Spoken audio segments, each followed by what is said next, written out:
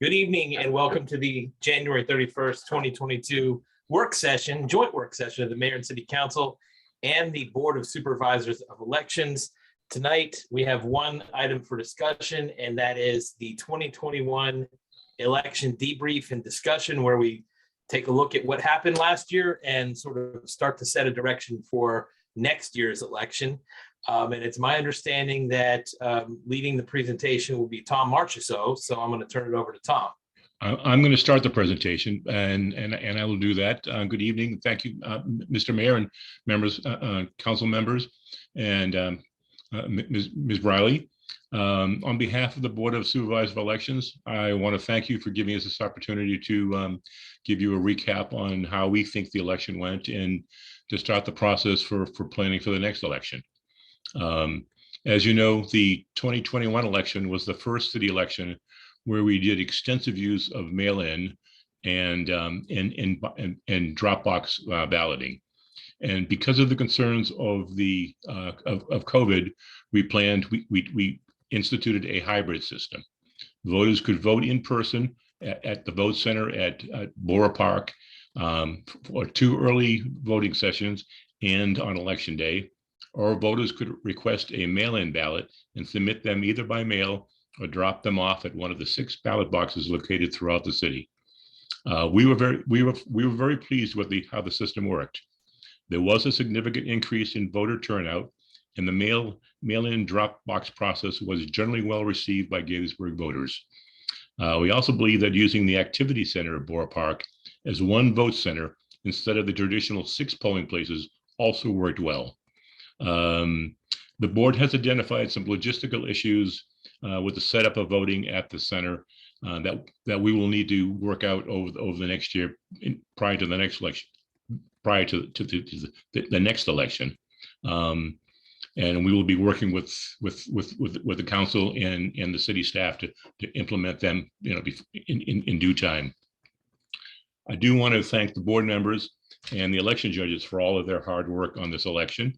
The city staff did their usual excellent job, and I particularly want to single out Lauren Klingler for all the yeoman effort she always puts in.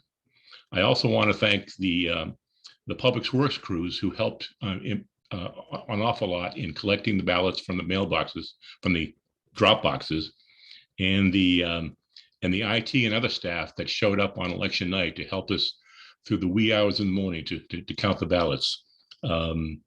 With that, I'll turn the presentation over to either Lynn or Lauren.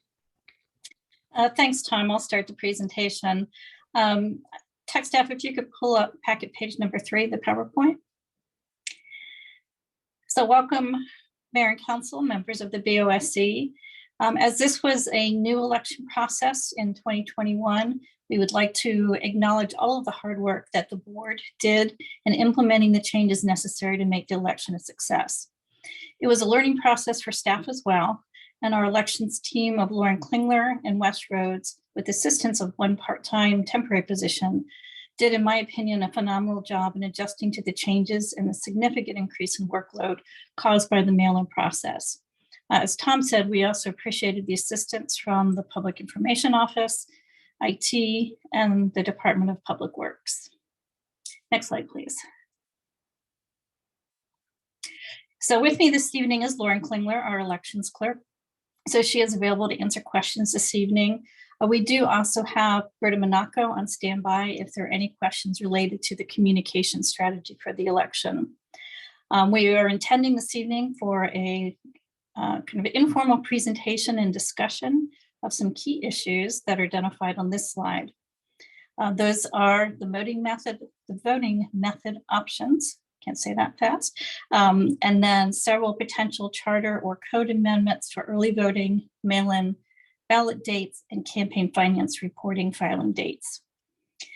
Once we've gone through the presentation, there'll be plenty of opportunity to discuss these issues as well as any other election issues that either board wants to raise this evening. So next slide, please. So first, we're going to start with a brief recap of the 2021 election. So in 2021, we had several options for people to vote. We used a hybrid voting process. So Gaithersburg residents could request a mail-in ballot application. Once they received the application, it was processed and they would receive a ballot in the mail. They could vote in person at early voting. There were 2 early voting days, or they could vote in person on election day. Next slide, please. So for the 2021 election, here are just some statistics about the election itself. The city had 36,592 registered voters. As you can see from the slide, approximately 2/3 of the voters in the 2021 election chose to use the mail-in ballot process, while approximately a third, chose to vote in person. Of the in-person voters, 82.6% voted on election day, while only 17.4% took advantage of early voting. And you can see that our voter turnout was 13.22%. Next slide, please. So this slide shows our historical voting trends. In the agenda packet on page 24, there are some additional statistics that show our voter turnout numbers going back to 1997. But from 2009 through the 2021 election, for contested elections, the city averaged a 10.72% voter turnout. For an uncontested election, which we had in 2013 and 2019, the average voter turnout was 5.97%. So certainly the voter turnout in 2021 of 13.22% was the highest voter turnout that we've seen in the city since 2007. Next slide, please. This slide shows a comparison of the 2019 election and the 2021 election, which shows where voters came from. So you see some slight shifts in voter turnout, with higher turnout in some of the city's newer neighborhoods of Crown Farm and Spectrum area. And of course, Asbury, as it always does, continues to have the highest rate of voter turnout. Next slide, please. So the first issue we really want to touch on is the mail-in process. First question, I guess, is whether we want to continue the mail-in process. And I think that it was something that was highly successful in the 2021 election. But if we continue to promote mail-in voting, the question is, should we use the current process as outlined on this slide or move toward direct mailing of ballots to all registered voters? So the current process, all voters receive I'm doing this backwards. So under a completely mail-in process, all registered voters would receive an actual ballot in the mail without having to request one. They would mark the ballot, place it in a separate envelope, sign the affidavit, and then return the ballot either by mail or putting it in one of the Dropboxes. Next slide, please. So you can see that Rockville in its most recent election, which was 2019, did go to this type of voting system where voters did not have to request an application. They were just directly mailed a ballot. For Rockville, they had had a historic voter turnout of 16.67%, and that increased in 2019 to a 29% voter turnout. But of course, using a mail-in ballot process can have some impacts on how candidates campaign and also the costs of campaigning. Next slide, please. So we wanted to demonstrate some of the costs related to the type of election that the city chooses to use in the future. The method used to distribute mail-in ballots can have a significant impact on the cost to operate the election, as the largest expense really is postage. And it also creates increases in staff workload related to the election. As you can see from this slide, for the Gaithersburg side, just going to a mail-in ballot approach tripled the costs of operating the Gaithersburg election from 2019 to 2021. Next slide, please. So this slide outlines the process that we did use in 2021, which is to mail to all registered voters a ballot application without having to request one. Once the application is completed by the voter, it's returned to the city where it's processed to ensure that the individual is entitled to vote in the city. Then a ballot is mailed, and then it follows the traditional process for casting that ballot, and then either mailing it back to the city or placing it into a Dropbox. Next slide, please. So staff has put together two estimates of the costs to demonstrate the difference between these two mail-in ballot processes. Again, the first is having to request an application, then receiving a ballot as we used in 2021, or going to a direct mailing of ballots to all registered voters. This slide shows the estimated costs, not to stress that these are estimated, shows the cost of if we directly mail ballots to all registered voters. And again, the largest factor here is the cost of mailing. So we're estimating for a truly mail-in process, a cost of $271,000 to operate the election. I do want to note that this estimate does not include part-time wages or staff overtime, which based on the last election would add approximately $30,000 to this cost. Next slide, please. So this slide shows the estimated cost to operate an election similar to how we did it in this past election of mailing all registered voters' applications, and then upon request, mailing out the ballots. This estimate also does not include part-time wages or staff overtime. Next slide. So the Board of Supervisors of Elections did take a look at some of these issues at their last meeting on January 12th, and they've made the following recommendations. The board does recommend to continue to use a hybrid voting process for the 2023 city election to include mail-in ballot and then also in-person voting. The board did have some discussion as to whether to use the ballot application process or the direct ballot mailing process for mail-in ballots, but wanted to have some further discussion at tonight's meeting before making a final recommendation on that particular issue. Next slide, please. So I want to talk a little bit about Dropboxes. Certainly the 2021 election was the first time that the city used ballot Dropbox locations. And so this map shows you where those Dropboxes were located. With the exception of Asbury, all of the boxes were located on either city or county properties. The board did try to balance locations throughout the city to best serve our residents. But if we continue to use Dropboxes in the future, we may want to look at some potentially private sites in 2023 to better serve the growing populations in both the Spectrum area and then also the Crown neighborhoods. One of the issues that we do have is certainly for any site that the board chooses, we want to ensure that the ballot box is secured. We do require 24-hour continuous video monitoring of the drop boxes to ensure the safety and the sanctity of the ballots themselves.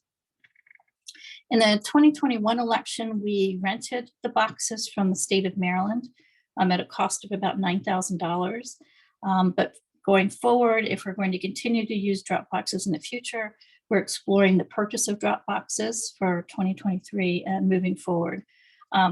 Boxes cost anywhere from $1,000 to $3,000, depending on the size, the type. So, again, staff would continue to take a look at that issue, depending on how we decide to proceed. Next slide, please.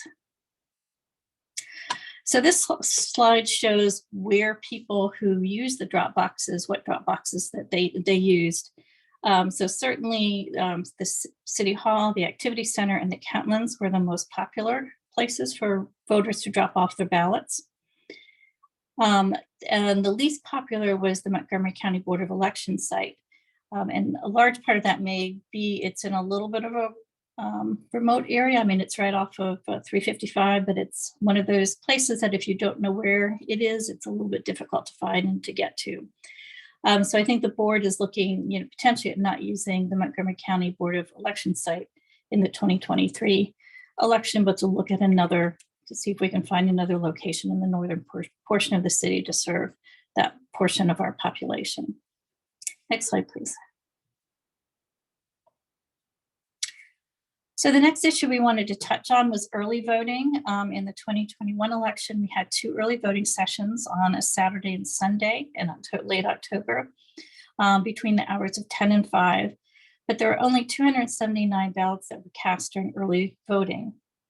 So only 17.4 of the in-person ballots in the election were cast at early voting session, and of the total ballots cast, only 5.7% came from an early voting session. The early voting numbers were pretty evenly split between the Saturday and Sunday sessions themselves, so it didn't seem like voters preferred either the Saturday or Sunday. The board did discuss early voting, and their recommendation is to either discontinue early voting because we're not getting large turnout at that event, or to reduce early voting from 2 sessions to 1. Next slide, please. So there are a number of potential code changes that I do want to discuss. The first is section 6C22A of the city code. This is the provision of the code that addresses what mail-in ballots that the board can accept.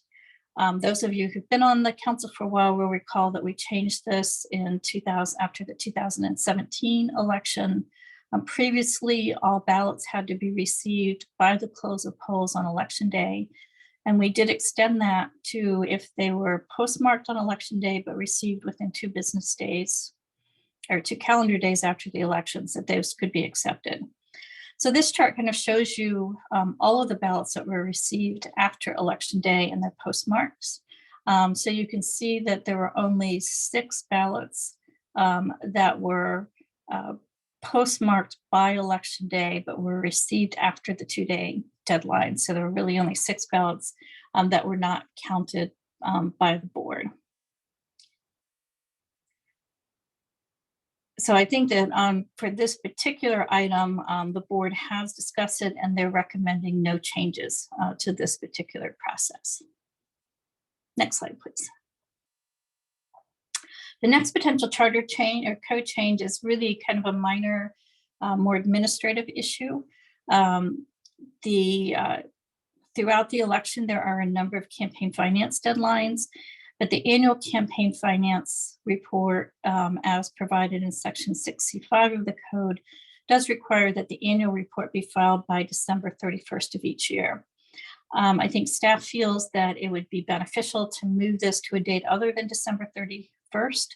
I think a lot of not only staff, but a lot of candidates kind of forget about the year-end report. It's kind of at the end of the holiday season, not the biggest thing on people's mind during that time of the year. So at least staff is recommending that it be changed to the first Monday after January 1st. Next slide, please. The next issue is the timing of ballots, and this would be when ballots are available for distribution. Following the 2017 election, we did amend the code to allow ballots to be available at least 60 days prior to the election. Previously, it had been 30 days prior to the election. One of the issues that particularly the candidates raised was whether that was too early, because it's 60 days prior to the election. I mean, what happened this year was the mail-in ballot applications were available on September 3rd. The voter guide didn't come out till September 15th. And then at that point in time, there really had been very few forums or debates. So the question is whether we should shorten the time as to when the ballots are available prior to the election, so that when voters are receiving the ballots, there's more information out there about the candidates to better inform their voting decision. Next slide, please.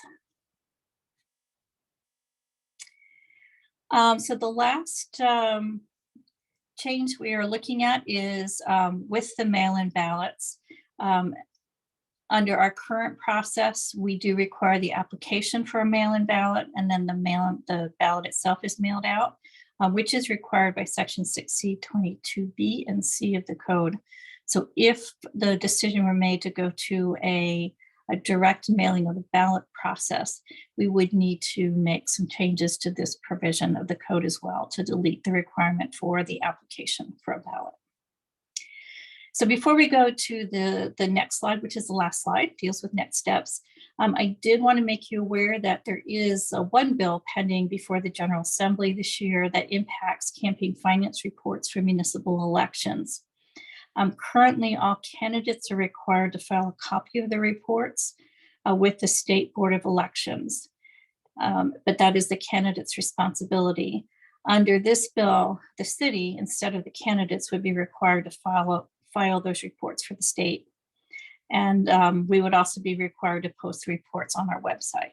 We already do post all the reports on our website, but this would really just change responsibility for who would be forwarding those reports to the state.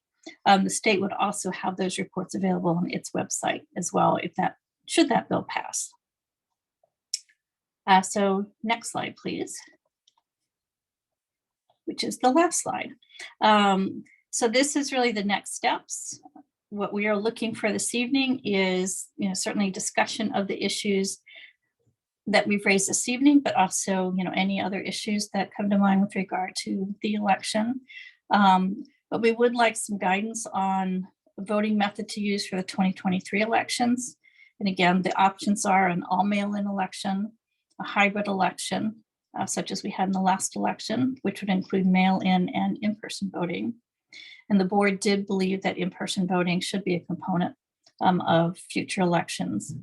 And whether we want to use the one voting center or go back to the multiple polling sites that we've used in the past. And then also we were looking for direction on some of the code provisions that we just discussed, the campaign finance report filing deadlines for the annual reports, the timing of the availability of mail-in ballots, and the mail-in application process. So with that, I will open it up to answer any questions that you may have. Thank you very much, Lynn. And I have plenty of opinions about all of this, but I'm actually going to withhold for a bit and let everybody get their opinions out first and see how the conversation goes. But I did want to reiterate my thanks and congratulations to everybody involved in facilitating, administering the 2021 election, from our staff to the Board of Supervisors of Elections. Also wanted to welcome our newest Board of Supervisors, our newest supervisor, I should say, Diego Figueroa. Welcome. And I wanted to thank all of the, once again, all of the candidates, and in particular, Jamil Hernandez did yeoman's work in putting together the lessons learned document with the help and input from all of the candidates involved in the election. And it's really, really helpful and comprehensive. So I'm grateful for all of that. And then I'm just going to call for hands who'd like to start giving opinions on all of the above. Who'd like to go first? We're going to go with Rob Wu and then Neil Harris. Thanks, Mr. Mayor. And thank you, Lynn, and every member of the BOS who put in, I think everyone put in yeoman's work here to get things going in the election in 2021. So thank you very much. And I'm going to ask probably a question that the answer is obvious to everyone but me. So if we're mailing everybody a request ballot and then they make a request in and then we mail out a ballot to them, as opposed to just mailing a ballot to everybody, why is the postage expense and the printing expense so much less for the double mailing than the single mailing? It's a question of bulk mail versus first class mail. the ballots have to be mailed first class.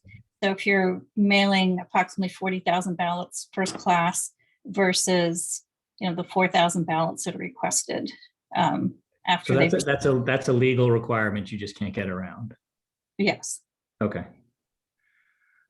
Okay. I mean, as far as opinions, yeah, I mean, I think the process went very well in 2021. I think when we first approached the single site, a lot of us had misgivings about reducing voter accessibility, but I don't think that was the case. I mean, obviously it wasn't the case. And the substitute for the site, the actual voting site, you have the ballot access. And so I think, the numbers speak for themselves as far as voter turnout, and hopefully we can think of ways to increase that trajectory. Increased engagement to drive turnout, things that the city can put on its shoulders, kind of to engage the citizenry. But for me, I think this model works. Ultimately, it appeals to me conceptually to have the ballot being mailed universally. So maybe incremental steps. We try to improve on the process for the next cycle, see if it's something more than a fluke and more of a trend. And then we'll have this discussion again. But I think the recommendations are good in my view. Thank you, Rob. We will go to Neil. All right, thank you, Mayor. Look, first of all, thanks to the Board of Supervisors of Elections, thanks to the staff. And as Judd said, thanks to the candidates for running such a great campaign. It was very civil and cooperative. And thanks for putting the lessons learned document together. I thought it was great. So I'll give you my read on the main points. I thought the mail-in process was solid. Clearly from the numbers, it's twice as expensive to mail everybody a ballot.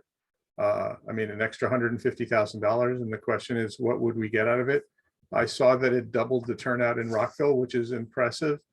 But Rockville also had a very contentious election that year.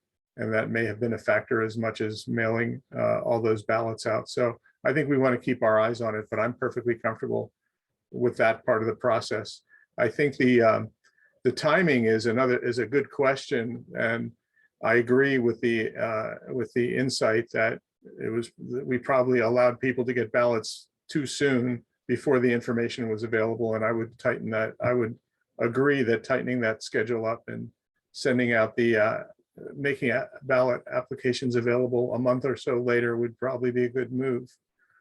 I also saw that the turnout at early voting was exceptionally light, especially considering it was over 2 days and you barely had I guess about an average of 140 people per day, which is a lot of extra work for the candidates and didn't seem all that productive in terms of increasing turnout. So it wouldn't break my heart to see early voting go away, but I would love to hear from the people who were candidates last cycle and hear what they have to say about that, what their opinion is.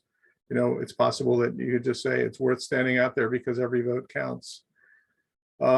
Also agree with the concept of moving that financial reporting date. I've always found that date in the middle of the Christmas, New Year's, winter solstice holiday break is problematic. I'd push it back further. There's no particular reason why it has to be right at the end of the year.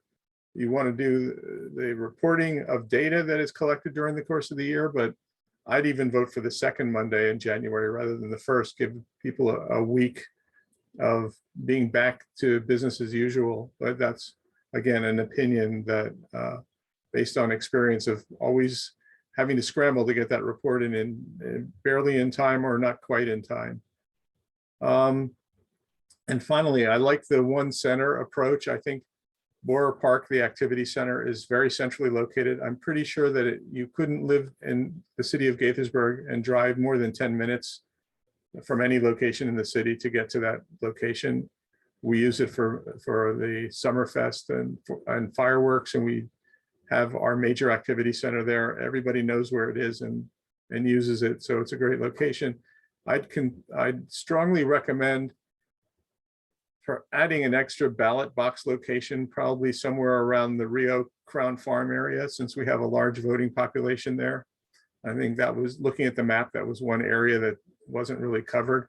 And I agree with the idea of moving the northern site to some other location that's more accessible, since it's hard to find that location, as Lynn Board said, and clearly it was very underutilized, and we do have a population of voters there now thanks to the new developments.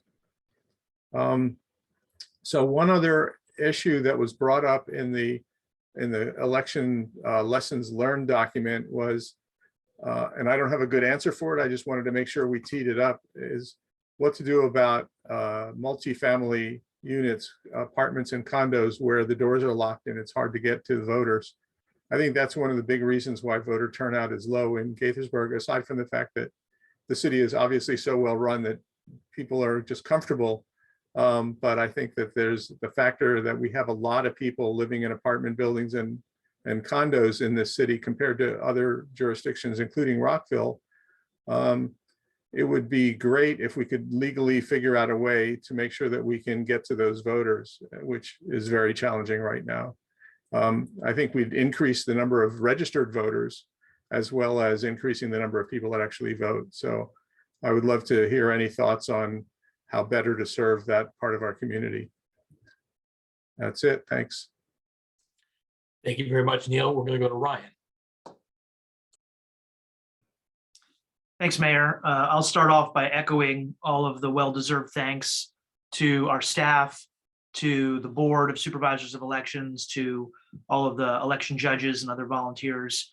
I agree with what's been said that this was an extremely smoothly run election, particularly when you consider all the circumstances of what was going on between the pandemic, the rollout of a completely new system, all of the national political climate and other issues. I mean, it was just a really excellently run election.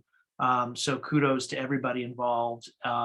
And, if the worst thing in the world that happens is, you run late into the night to finish counting the votes, let's hope it doesn't happen again, and that our board and staff isn't up till 2:33 in the morning. But if that's the worst thing that happens and we can still get the unofficial results delivered by that time, that's still pretty amazing, all things considered. So again, my thanks as well to everybody.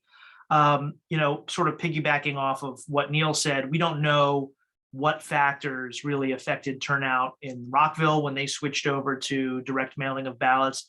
We don't really know what factors affected turnout in our own election in 2021. I like to think that at least part of it was the outreach from the city, the outreach from the candidates, the way that the new system ran, the ability to do mail-in voting, and all the other options that we provided. But it's also possible that many other factors, from the pandemic to, as I said, the national political climate and anything in between, may have caused, or at least partially caused, some of the increase in turnout.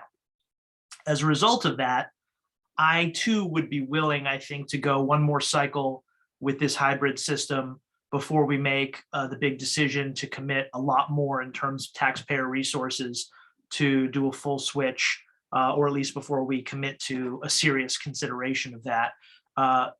Many of you will recall that a couple of years ago, when we were starting to talk about this hybrid system, there was a lot of discussion about whether or not we should move directly to the full direct mailing of ballot system that Rockville had. And we intentionally decided that we would do this in a sort of piecemeal fashion to see how it goes. And I think, first of all, the 2021 election has proven to us that it goes pretty smoothly. And second of all, there isn't any urgent rush to spend the extra money to get us to the direct mailing of ballots by next year. That said, I agree with Councilmember Wu that conceptually, in my mind, it seems like something that would be yet another way to maybe lower the thresholds a little bit, lower the barriers a little bit, and encourage even more turnout. And it's worked in other jurisdictions like Rockville. So in my mind, conceptually, I do think we ought to be moving in that direction. But again, I think that we can do so a little bit more incrementally, and there's no need to do it, no need to rush towards it tomorrow. I think the heat map that was shown in the presentation in terms of turnout was kind of interesting. One of the things that I was concerned about when we moved to the 2021 system is that we might lose the benefit to candidates and to the city of the sort of data points of being able to say, well, the turnout in this precinct over here in Kentlands was X voters, and the turnout in this precinct over here in Asbury was this number of voters. But the reality is we're at a point now where we can pretty easily use publicly available voter history data to have that heat map, regardless of where people actually vote. We can still see, the residential hot points, so to speak, around the city. So I guess that sort of allays my concern a little bit, that we might have otherwise taken away a valuable data point for candidates and for the city, because we can simply use that public data and still see where people lived, who voted in this past election. And we will be able to see that in future elections as well. Although one point that was raised in the lessons learned document, and I will reiterate what the mayor said to thank all of our candidates, and especially Jamil Hernandez for putting that together. I mean, that was an exceptionally useful and well done document. And I hope that even though we're not necessarily talking about every detail raised in that document tonight, that operationally our staff and our board will take a careful look at that document and see if there are some operational things that you all can tweak without the mayor and council necessarily having to weigh in. But one of the things that was raised was this idea that maybe there ought to be a better system to allow candidates to know who has applied for a mail-in ballot over the course of the active election season, because I know that is something that the County Board of Elections does provide sort of on a rolling daily basis for candidates at the county and state level. And they can use that information then to strategically target voters who have applied for a mail-in ballot, so they know they're more likely to actually be voting. Now, the problem, of course, is that there is a labor intensiveness issue to that, and we need to figure out whether it's something that we can provide within a reasonable turnaround time without creating a huge additional burden on staff and the BOSE. Maybe we will be able to figure that out, but it was an interesting issue that was raised by the fact that so many more people were voting by mail ballot this past year. So I just want to flag that issue from the lessons learned document as well, and encourage staff and the board to think about that going forward. Obviously balanced against the resources and personnel that we have and the limitations there. In terms of making ballots available later, so that I guess, the idea obviously here is you don't want voters making their minds up too soon without having had a chance for the election cycle to sort of fully play out. I'm conflicted about it, to be honest with you, because I think, we already have systems in place where we acknowledge that people are able to cast their ballots before other people, right? Even before mail-in, you had people doing early voting a week or two before Election Day, and you could have late breaking news the day before Election Day, which hasn't tended to happen in our city elections, but theoretically, some candidate gets indicted the day before Election Day, and all the people who voted before that didn't have that information to factor into their decision. So, I mean, we've sort of already done this for a while, and it's, in a way, it's sort of the voter's own decision if they want to vote early, knowing that the trade-off will be that they may not have additional information that comes later. So I'm a little conflicted about it, because anytime I think that we're talking about pushing back the time that we make ballots available to people, there's always that risk that we're shortening people's window to get their ballot, to fill out their ballots or return their ballot. And I know that conscientious voters ought to be able to do that, but I just don't want to feel like we're doing anything that's making it a little harder as opposed to making it a little easier to vote. So I don't know. I mean, I could live with it, but it was something that I just kind of had mixed feelings about. I understand the reason why people want to do that, but I just kind of had mixed feelings about it. And I know I've gone on for a while. I'll just make a couple more comments and then I'll shut up. I think the chart that showed how many people sent in mail ballots that arrived after Election Day really proved the point. We ended up having 175 or so additional ballots that were counted that otherwise would have been excluded, and only 6 that were really excluded that had been sent by Election Day. So I think that we ought not to change that because that worked really well. I did want to ask, I think the financial reporting filing date change makes perfect sense. I agree with Neil. It could be 2 weeks into the new year, but I think 1 week or so is fine as well. I never really understood how you could submit a report on December 31st that was supposed to cover the entire year. And I remember having discussions with Lynn about this over the years, like, what if somebody, has a transaction at like 10 o'clock at night on December 31st, but they filed their report, at 5 o'clock on December 31st. The deadline should be after the sort of closing date of the reporting period. So that makes perfect sense to me. I understand the argument to get rid of early voting because there was a lot, lower turnout for it, but I think philosophically feel like we ought to have some. Maybe we limit it to 1 day of early voting instead of 2. But before we get rid of it completely again, I think we ought to, try sort of a gradual transition period of maybe reducing it by a little bit and see what happens. There's obviously a healthy appetite for people who want to vote in person, whether it's, an early voting or whether it's on Election Day. I guess we can, sort of debate the data. But I thought it was very interesting that there's still clearly a healthy appetite for people to vote in person, even in the middle of a pandemic, even when we're making it much easier to vote by mail. And so I think we really do need to keep the hybrid. We need to keep the options for voting in person. And, we ought to keep at least one early voting day for now, in my opinion.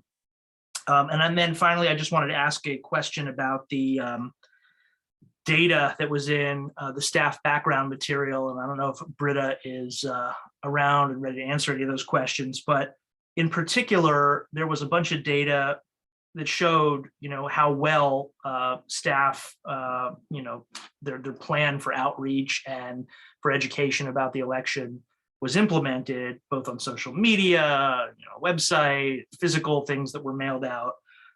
One thing I just wanted to ask is all the data about social media and website visits, was that unique hits or was that just total hits? Because that's a very different data point. And I'd like to know if we say that our website was visited, 500 times on Election Day, was that, Jim McNulty on his couch clicking refresh to get the results, or was it 500 unique visitors? So staff doesn't have to answer that question right now, but I think it would be important for us to understand whether the data is just visits or whether it's unique visits. Thank you. Before we go on, and raise your hand, whoever wants to go next, but I wanted to see, Britta, are you there? I wanted to see if Britta wanted to address any of that. I've been invited back into the group. Hello, everyone. I do believe they're unique hits, Ryan, but I do want to confirm that for you, so I'll get back to you on that. Great, thank you. Sorry for going on so long. No problem. Lynn Board. Yeah, if I can just add one comment before we move to the next speaker, just so I don't forget to address it later. With regard to Ryan's comments on having data available for candidates on who has requested ballots, staff has already started working with our IT staff on some technology updates that would assist in not only that issue, but making the whole processing of the mail-in ballots a much smoother, more efficient, less staff burdensome process. So for the mayor and council, you will see in our upcoming budget discussions that there are some budget numbers thrown in for this next year to accommodate that technology, but we've already started some exploratory look into that because we do want to make certainly the mail-in process more efficient. Thank you, Lynn. Any other speakers before I start spewing my own opinions? We're going to go to Lisa Henderson. And then we'll go to Jim.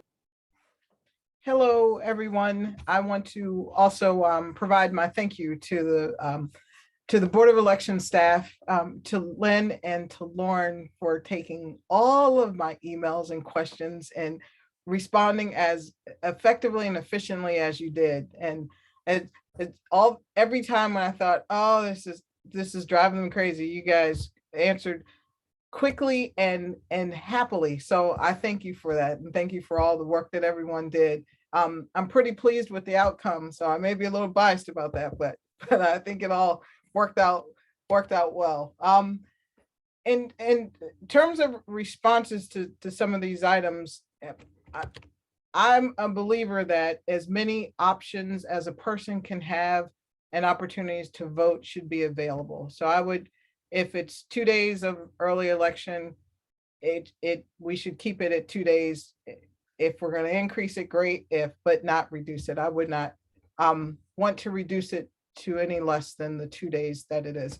And with the change in the process, I think, in talking to voters, I think there was some confusion, do I go left? Do I go right? There was lots of questions from the voters. I think it also helped that there were 5 candidates, beating the pavement and giving out information to voters, along with the information on the website, which was extremely helpful to get people informed about what to do next. But I would vote to keep those 2 days, 2 early election days. In terms of multiple centers or one center, from a candidate's perspective, and I have nothing to compare it to, but being at one place worked well.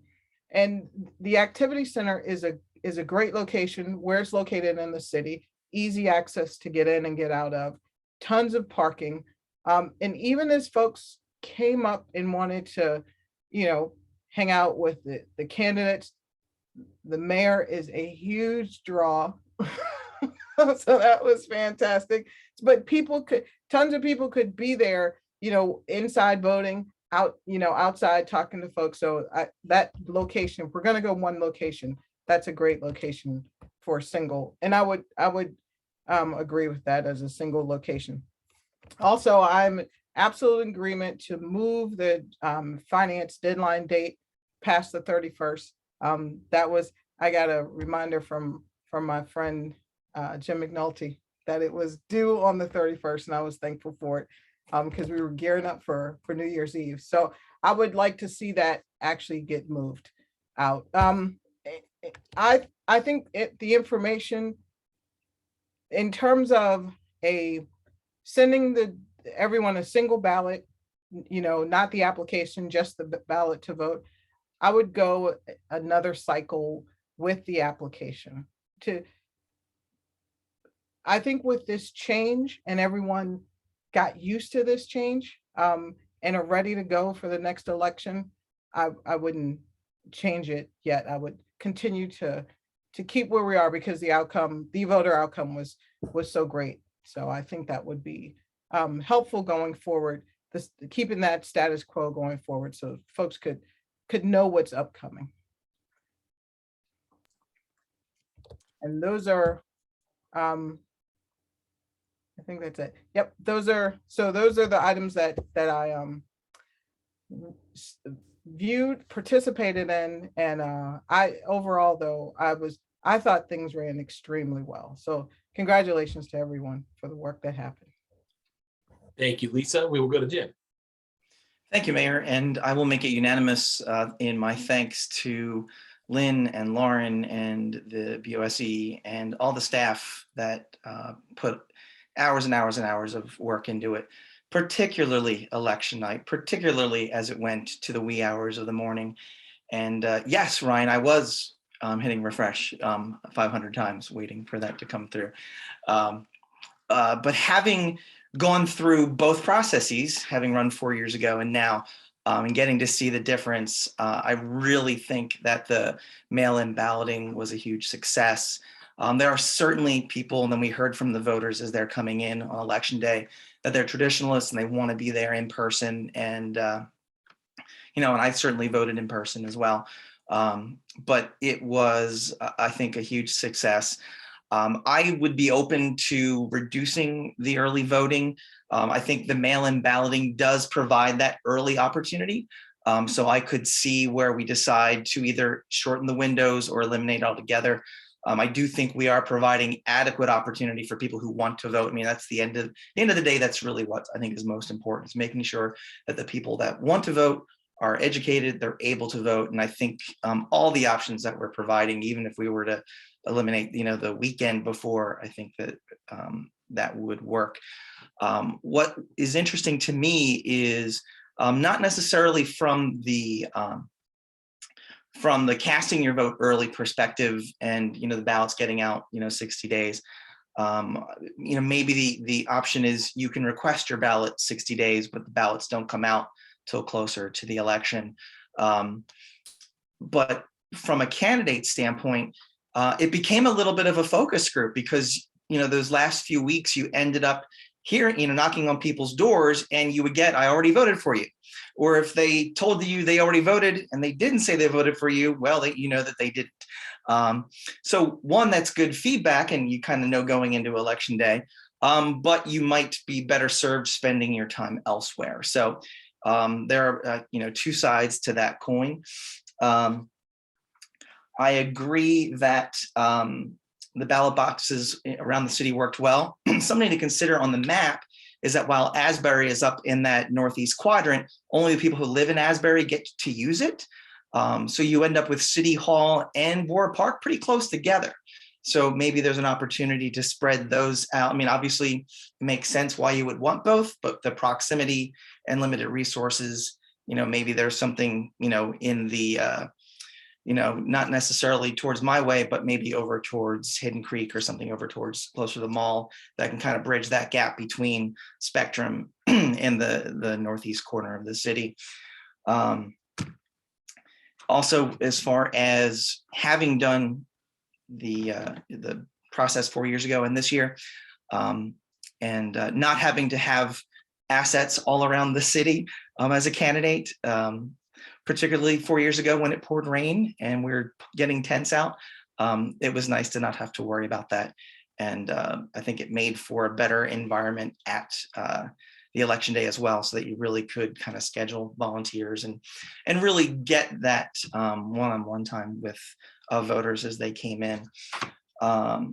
I too want to thank Jamil and the other candidates, Phil and Dave and Stephen, for their input into the document.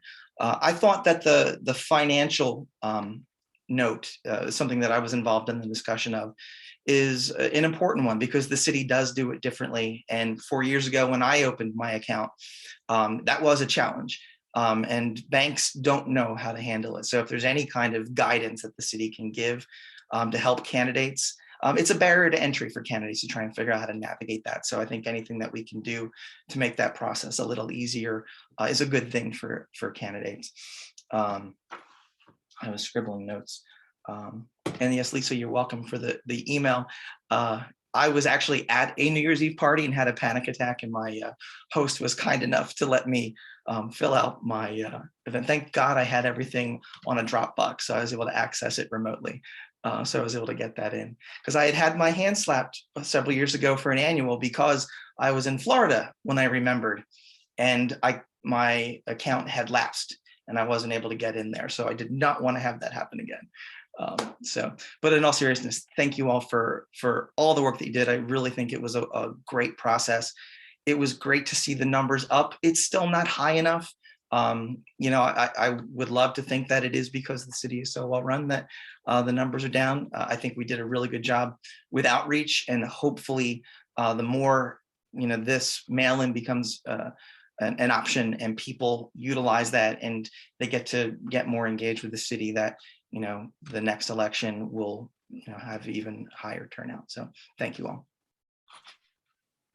Thank you, Jim. So I'll just add my 2 cents here. I agree with everybody in general that the election went pretty well. And I give a lot of credit, and not to beat a dead horse and keep thanking the Bouts, but we had to come up with something during a pandemic. And I feel like Bose did such a good job pivoting and figuring out how to do this.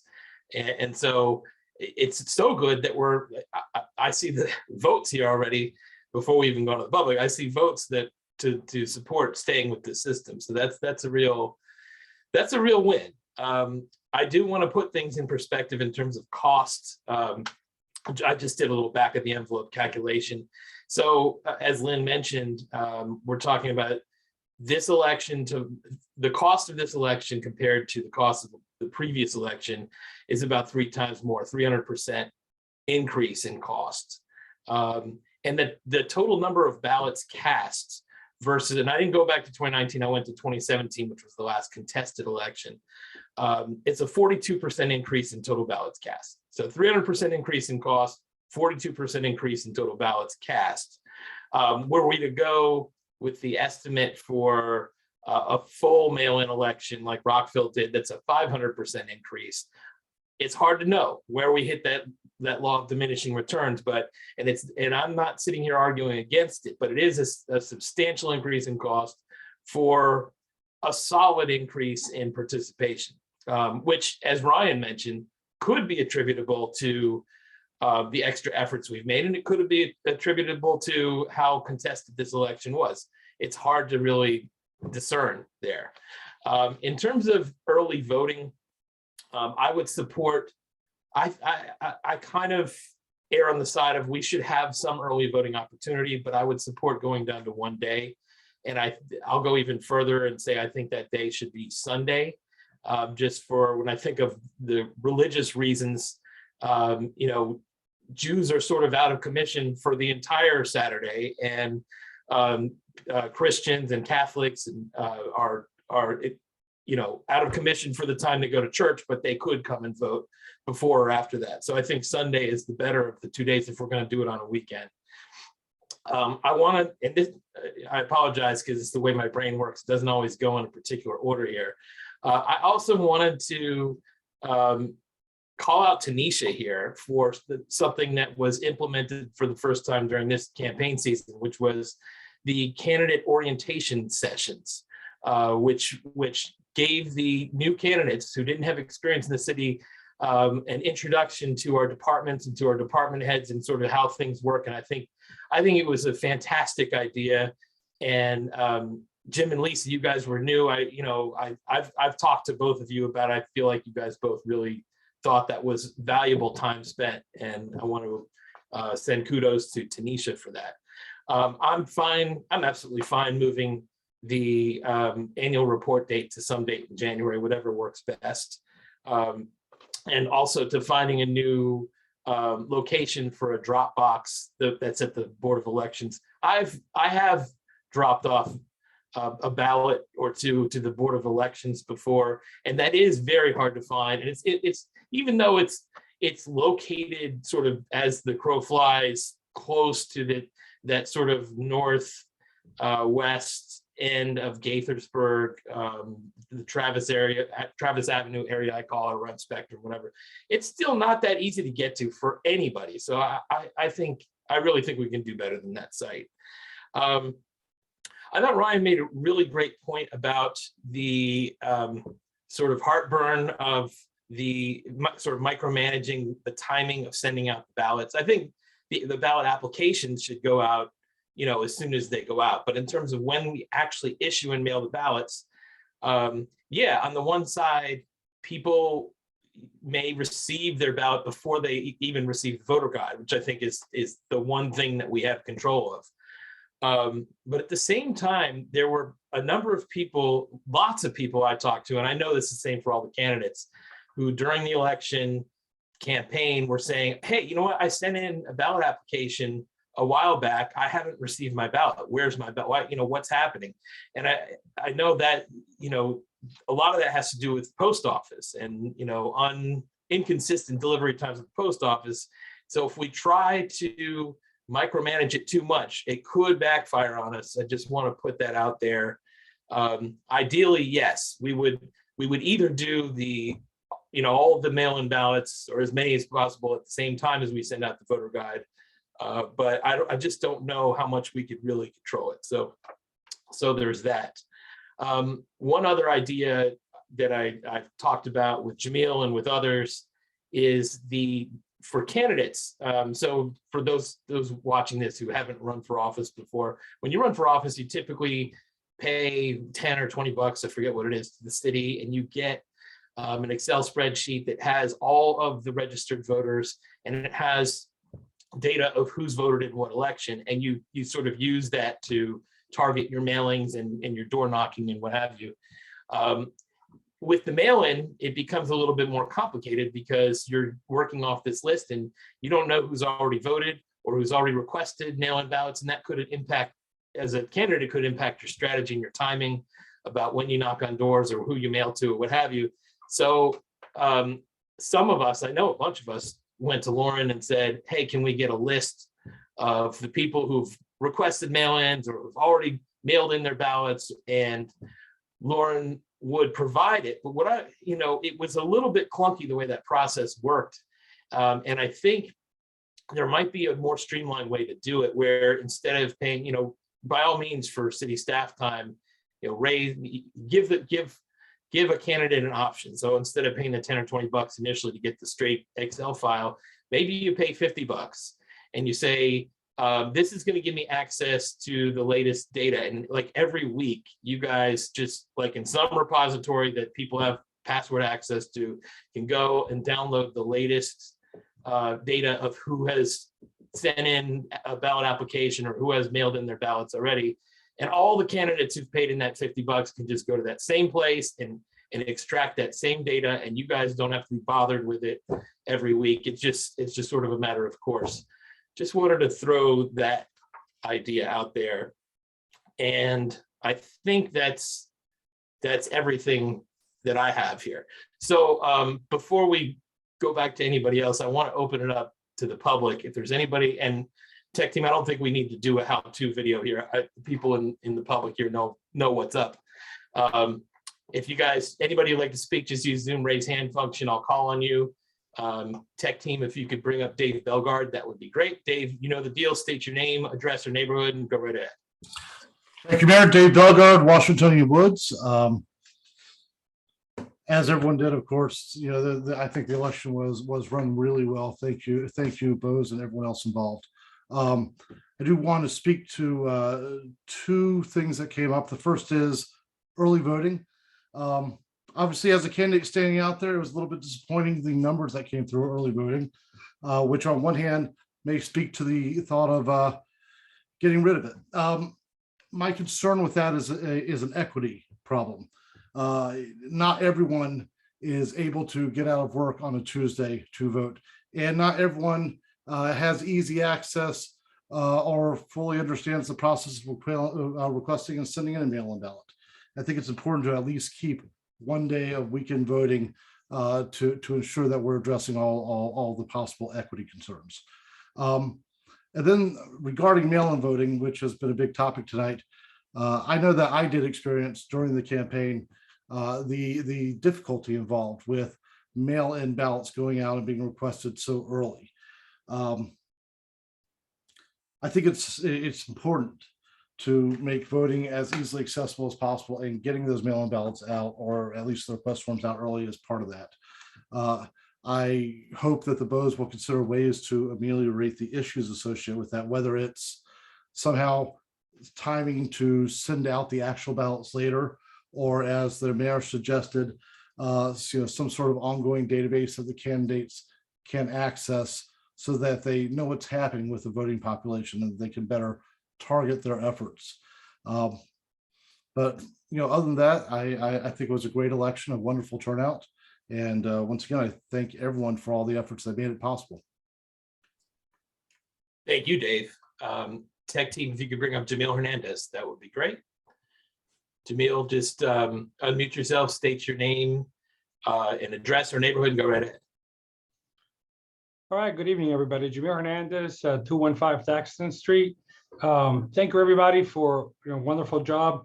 The one point I want to make, which I don't think was covered much tonight, but I think it was in your thoughts, and it was covered in previous BOSI meetings, was that of voter registration drives. So we spent some time tonight talking about the mechanics of voting, early voting, mail-in voting. But I think we need to remember too, to create as much as possible opportunities for voter registration.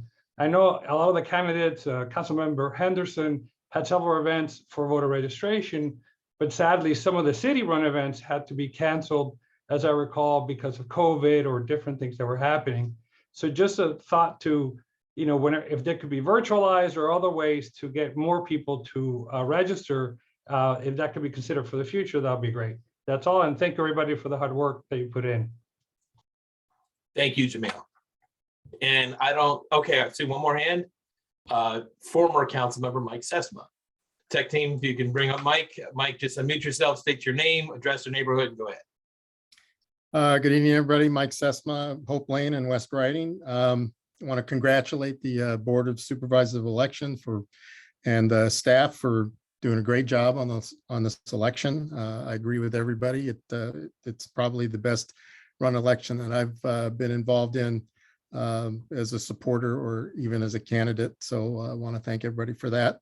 I think considering the impact of the pandemic that possibly changed some voting habits, but also forced the candidates to run a different kind of campaign, we've certainly seen the effect of that. But despite that, we still had a tremendous turnout. So one of the things I agree with most everything that's been said, and I like most of the recommendations. I think the biggest issue that I have, and this is an issue that I think we're dealing with across the country, is this effort in some places to actually change the access to the polling place or to the polls. I think there are always going to be people that will only vote in person, and they may not be able to vote in person on election day. So we need to have that option. And I think any effort to perhaps reduce that access, that accessibility by changing the number of days could be seen by some as an effort to suppress the vote. We certainly are talking about that in the number of states, those of us who are worried about active efforts on the part of state legislatures to change voting access throughout the US. So, I would suggest, just as Councilmember Spiegel said, that we probably should just leave everything the way it was in 2021 for the next election. I think the impact of mailing the ballots directly was seen in the state primary in 2020, where voter turnout was really high for a primary election, but that was an unusual voting year. So certainly you might get a greater turnout if you mailed everybody a ballot instead of mailing applications. But the biggest problem I had with the mailing of applications that I put my wife and I are the ballot request for my wife and myself in the mailbox at the same time. I received mine very quickly. Joni didn't receive hers until 10 days after I received mine. So was that the post office or was that the processing? That's a big question. So I think we're going to have to work on something like that. We're very concerned about it. So that's about it. Again, congratulations on a great election, and thank you very much to all the volunteers, the staff, and the candidates for a terrific election, and the Board of Supervisors election for doing a great job. Thanks. Thank you, Mike. I don't see any other speakers, so we'll just come back. So I wanted to open it up. If anybody had any further follow-up comments here, we're going to go to Tom, please. I just want to thank you for all your thoughtful comments. The board was very pleased how it turned out, and we're pleased that the people we're working for thought it came out pretty well too. And I think we're also very happy that you're agreeing to give it another shot of the hybrid system before we either go back to the old system or go even further. I think that's a good choice. My only thought on the timing of sending the ballots is that the shorter time that they have, a little more pressure on people who are out of state and people who are out of the country, military and people who are just out of the country for whatever reason, and just be mindful of that when you make your final recommendation. On the issue of the early voting, I thought I would hope you'd move to just limited to one day. It seems an awful lot of waste of time for, I mean, you saw the number of people who were doing it, and it's never been big, and it was even much lower this year. And perhaps we need more direction of how to fill out the ballots and where the ballot boxes are, and rather than having 6 people sit in the Boer Center on a random fall afternoon. Yeah, but thank you for your comments. Thank you, Tom. I'm going to go to you in a sec, Neil, but I just wanted to, and then Ryan, say that's a good point. People should keep in mind about early voting, and that is, it's not just about the candidates' time; it's about all the volunteers and election judges who are spending the day there, which is one of the reasons why I would support going to one day. I have one follow-up question, and we're going to go to Neil and Ryan after that. And this really, I guess, is to Lynn and Lauren, whoever wants to handle it. But in terms of the administrative challenge of one day you get 1,000 requests for mail-in ballots, and you gotta burst open the request, and then you gotta log it into the database, and then you gotta process something out to the post office. And then in terms of receiving the mail-in ballots and then counting them on election day, what sort of lessons learned, and what will look different about next year than it did last year? Yeah, I think that was the one issue that kind of really caught staff by surprise, is just how time consuming and manual that process was. And we realized pretty early on that we were definitely understaffed in order to do that in as an efficient way as possible. So again, we are looking at some technology improvements, including barcodes or other codes on the mailings themselves, where we should be able to scan in and automate a lot of that process. It will help with both the processing of the applications and ballots, but also the counting process or the verification of the ballots before we cast the ballots as well. So we are starting to look at some exploratory software in order to expedite that process. So that's one area that we definitely know that we need to improve on. Which I didn't mean the question as a subtext criticism of you guys, Oh, just, no. just for the record. Yeah, no, we understand that. I mean, it was something that we recognized that we learned very early on that we were definitely understaffed, and working at the city with the great employees that are there were a number of people who stepped in, to help us out on a temporary basis until we were able to kind of catch up with the workload. So we appreciated all the help we got. Awesome. Okay, Neil and then Ryan.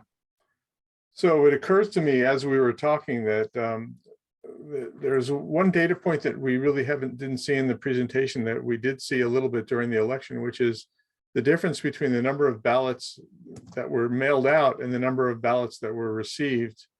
I'm wondering if we have any data on how many ballots were never returned to us, or how many people who requested a ballot didn't vote, whether they mailed it in or showed up in person. And the reason I bring that up is because I think if the number is substantial, it points to the need to keep the ballot availability closer to election day when more data is out, because I suspect, and this is just a guess, that people request the ballot right away and then put it in a pile and wait till they have enough information to make an informed decision, and then forget where the ballot is, or that the fact that they had to get around voting. The rule of thumb for getting mailings responded to is you want to get people to respond as soon after they receive it as possible. Otherwise, it ends up buried on their desk or wherever, like people tend to do. So I guess the first question is, do we know how many people got mail-in ballots and never actually voted, whether in person or by mail? Was there a substantial number? It looked from some of the data I saw during the election cycle that there may be many hundreds or even 1,000 plus people who never actually sent in their ballot. Yeah, to answer that question, we do have those numbers. I unfortunately don't know them off the top of my head, but so we can provide those to you. But we also think we had We definitely had a larger number of provisional ballots in this election than we have in the past.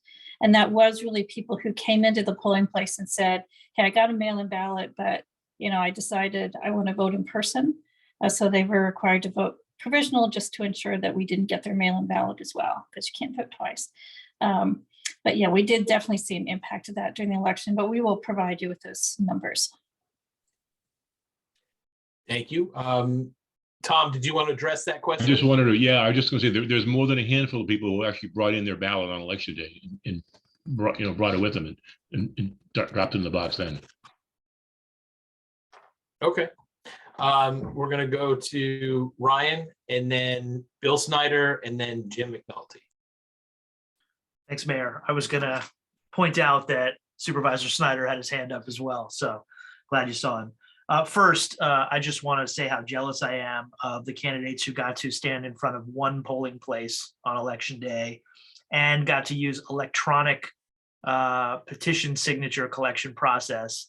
Neither of those things have I ever gotten the opportunity to do. And I think they're both benefits to the voters, because all the voters are going to encounter the candidates if they're all coming to the same polling place, and benefits to the candidates as well, and reasonable given the world we live in today and the technology that we all have today. So I think that's a good thing. I echo what the mayor said about trying to figure out a more streamlined process for providing that data on who has requested a ballot and who has voted.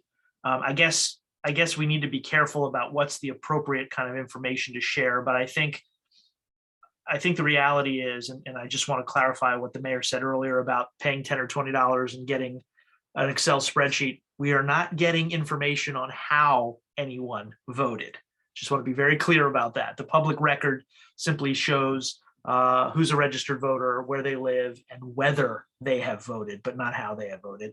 But since we already make that information available with some lag time, I guess as a legal matter, there shouldn't necessarily be any pitfalls to providing that information sort of more instantaneously, as long as we're capable of doing it logistically. So I'm sure that's something we'll have to dig into a little bit more with staff and try and figure out what makes the most sense. But I think just knowing that people have requested a ballot or received a ballot might be useful, but knowing that they have submitted their ballot probably would be the most useful piece of information.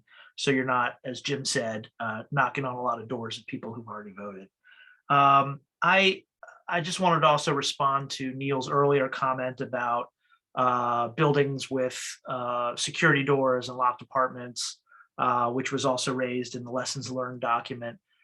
That's been an issue for many years, not just recently. Maybe it's more of an issue now as more development comes online, but I'm just not sure there's really a way around that. That just might be a reality we have to live with.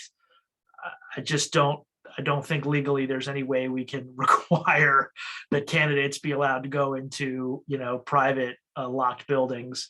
And there's all kinds of, that's fraught with all kinds of problems as well.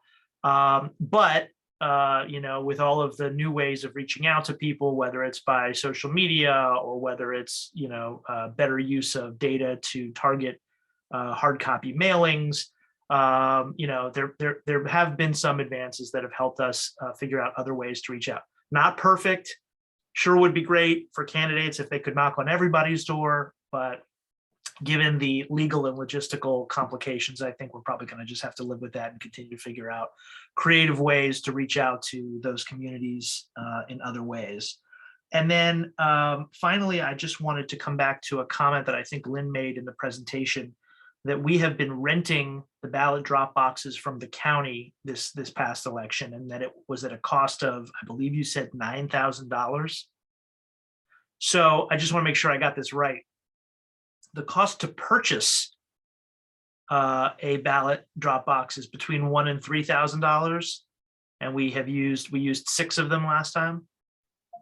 Correct. So the cost to purchase and own one is between $1,000 and $3,000, but the cost to rent 6 of them for, I guess, a few weeks or a couple months or whatever we had was $9,000. So did the county have like a standard rate that they were applying, or did they come up with this number out of the clear blue? Because it seems like relative to the cost of buying these things, that's a high rental cost. Yeah, it was actually from the state of Maryland, not from the Oh, county. the state. The state. Because I guess the county gets them from the state as well. The interesting piece is the actual cost to rent them was around $4,500. It was based on a per box calculation, but you were required to use their shipper to have the boxes delivered and taken away, and that was another $4,500. All right. So Well, when we initially contacted them, we thought the rental price wasn't too bad, but certainly if we look at purchasing them, over the period of a couple of elections, they will more than pay for themselves. yeah, I'm all for purchasing them. So, all right, that's all I had to add. Thank you. I think that's a great point. We're going to go to Bill Snyder.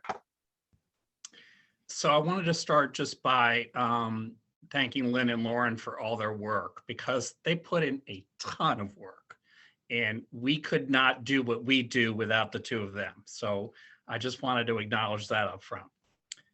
So one of the things that I learned from, originally I was a proponent of you had to have the ballot received by election day. And that graphic that you saw about the 2 days afterwards convinced me that the certainty of knowing on election night wasn't as important as those voters who voted by election day, but it didn't arrive till 2 days later. So I certainly stand corrected on that one. And I guess we can create a little uncertainty for at least a couple days after the election. So I stand corrected on that. The early voting, I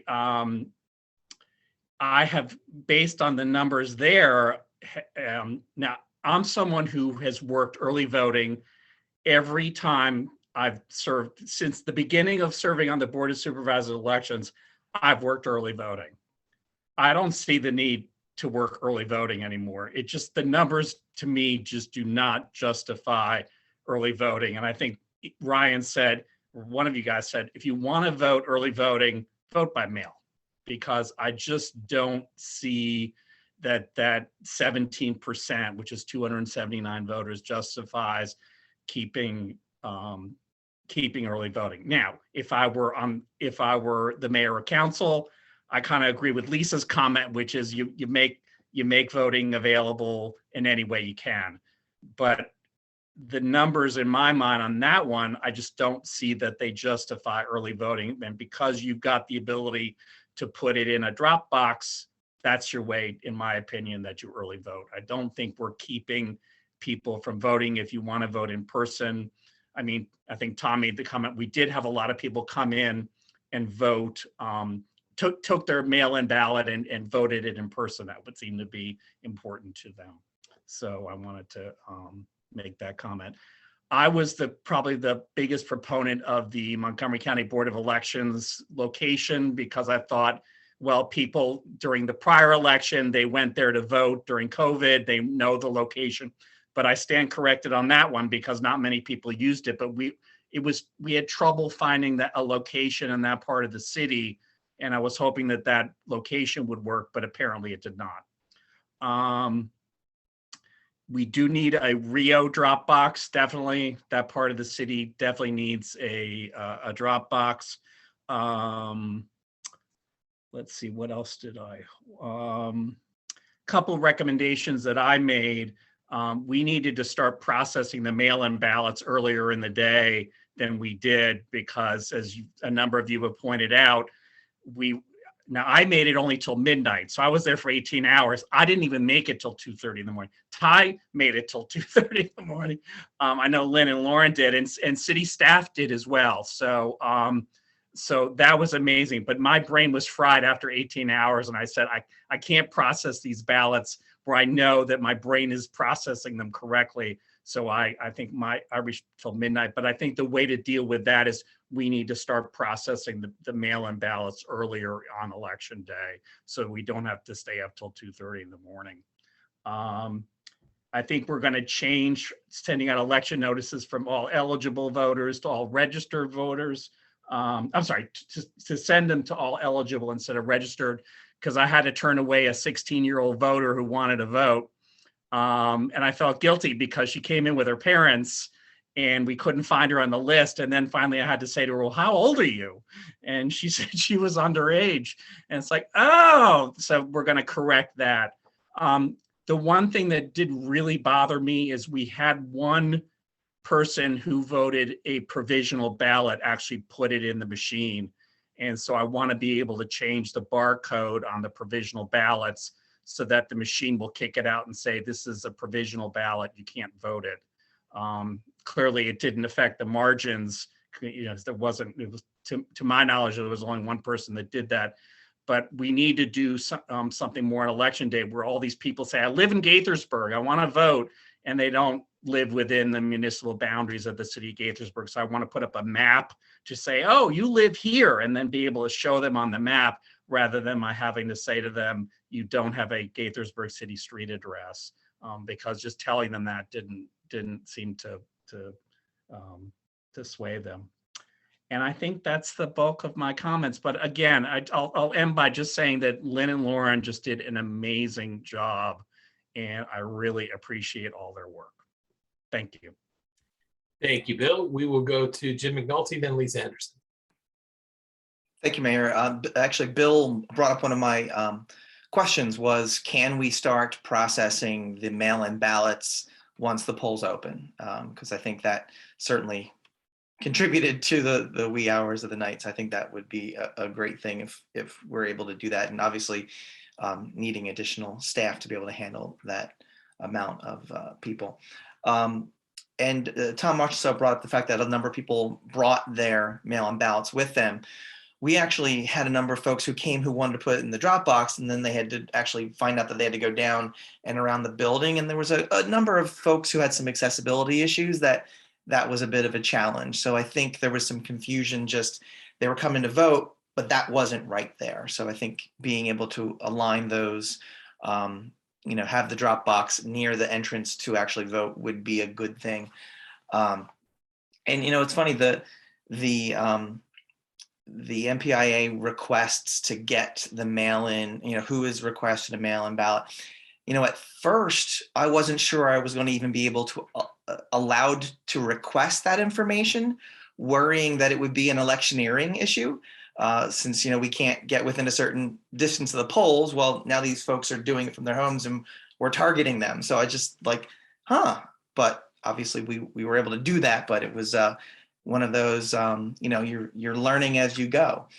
And I just want to acknowledge what former council member Sesma, or I guess I'd like to call him council member emeritus Sesma, said that, you know, we certainly don't want to have the appearance that we are trying to reduce access to voting. And certainly that is not my intention. It's more, you know, no more than not wanting to spend the amount of money that it would take, you know, to do a full, you know, send ballots to everybody and making that cost benefit analysis. It's the same kind of process to the early voting, making sure that there is adequate access. I could be swayed by that argument of, you know, from accessibility, from making sure that people have access. Maybe the window is smaller, but I just wanted to acknowledge that that was a very valid point, and I can be talked into keeping it for sure. Thank you. Okay, we'll go to Lisa. Thank you, Mayor. In terms of the early voting, I would, in the number 17%, you know, we've tossed around, 17% can determine an election. I would, if we were going to reduce or eliminate the early voting, I would first ask that we understand not just who, but why. Is it the only opportunity that the 17% had to vote? Does it just work out that it's better for them to vote those days than any other days? I would be concerned otherwise of denying the opportunity to vote. So I would ask that we at least understand what makes up that 17%. The number, we can look at the numbers, a small number, it's only 17%, but in a municipal vote, it's 17%. It's a big number. So that's my comment on early voting. And then in terms of gates in apartment buildings, and this is just a comment. So when I was gathering signatures, I tried not to use the electronic option because I wanted to get out and meet voters. And I stood in front of grocery stores and Walmarts and Targets near apartment buildings and met voters that I wasn't allowed to knock on their doors. So that was an opportunity. So talking about voter registration and having the opportunity to interact with voters who are in communities that don't have access to, those grocery stores and large common areas can help in terms of voter registration and just accessibility to those voters. And so that's just a comment. Thank you. Thank you, Lisa. We'll go to Neil. So a couple of things. One is clearly the discussion about the ballot boxes led to some interesting financial numbers. The question I have is, what does it take to store those for every 2 years, for the 2-year period in between elections? Considering that you don't want them tampered with, I would imagine they need to be pretty secure, and they're not that small. So I'd want to make sure that we understand what would be required to make sure that at the beginning of the next election cycle, those ballot boxes are actually in the kind of condition where they're secure and can be used for the next election and hopefully for future cycles as well. That said, the numbers certainly seem to make sense. So I would hope that we could look into it and see if that part is viable, if there's any other reasons why it might be more challenging than it seems. To go along with Lisa's comment, just running the math, it's 17% of the people who voted in person, not 17% of all the voters. It was a little less than 6% of all the voters. Still not an insubstantial number. So I think we'd want to think very carefully if we did away with early voting to make sure that those people, the people who would have chosen to vote early, we would expect them to vote otherwise. But I mean, I think we've got an interesting balancing act. I agree completely that we want to make sure we maximize people's opportunity to vote and get the biggest number of voters possible, but we're also not really that enthusiastic about doubling our budget for an election to mail out ballots to everybody and probably increase the turnout as well. So somewhere in between, there's a cost benefit of manpower and resources and things like that to do things to make sense. Voting on election day clearly makes sense. Even though more people voted by mail, a lot of people still voted on election day. But the early voting days, maybe there's a better option. All right, that's it for me. Thanks. Thank you, Neil. Any further comments? If not, I mean, I feel like we've given a lot of guidance to the Board of Supervisors of Elections and to Lynn and Lauren. Lynn, I'm assuming you feel fairly guided here?